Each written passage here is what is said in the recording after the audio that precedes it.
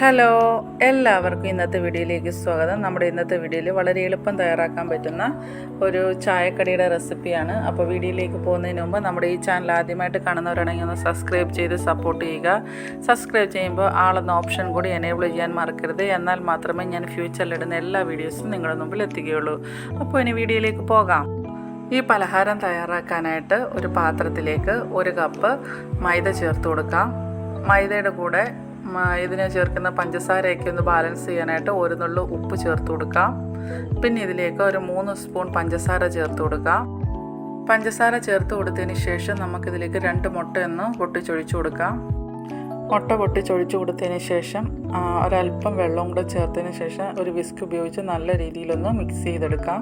Whisk വേണമെന്നില്ല, 1 spoon ഉപയോഗിച്ച് ഇതുപോലെ നല്ല രീതിയിലൊന്ന് മിക്സ് ചെയ്തെടുത്താലും മതി. പിന്നെ ഇതിലേക്ക് ഒരു 4 ഏലക്ക ഇതേപോലെ ഒന്ന് പൊട്ടിച്ചൊന്ന് ചതച്ചിട്ട് കൊടുക്കാം.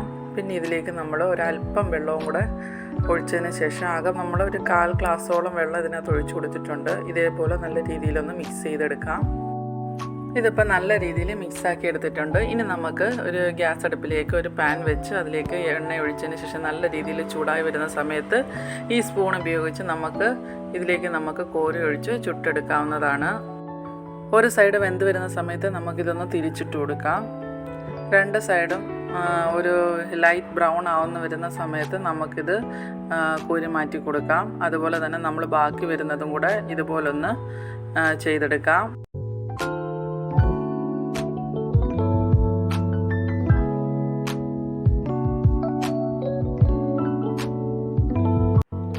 അങ്ങനെ ചായയിലൂടെയൊക്കെ കഴിക്കാൻ പറ്റിയ നല്ലൊരു സ്നാക്സിൻ്റെ റെസിപ്പിയാണ് ഇന്നത്തെ വീഡിയോയിലൂടെ ഷെയർ ചെയ്തത്. അപ്പോൾ വീഡിയോ നിങ്ങൾക്ക് ഇഷ്ടമായാൽ ലൈക്ക് ചെയ്യുക, ഷെയർ ചെയ്യുക. നിങ്ങളുടെ അഭിപ്രായങ്ങളും നിർദ്ദേശങ്ങളും താഴെ കമൻറ്റ് ബോക്സിൽ രേഖപ്പെടുത്തുക. അടുത്ത നല്ലൊരു വീഡിയോ ആയിട്ട് വരുമ്പോഴേക്കും ബൈ. Thank you.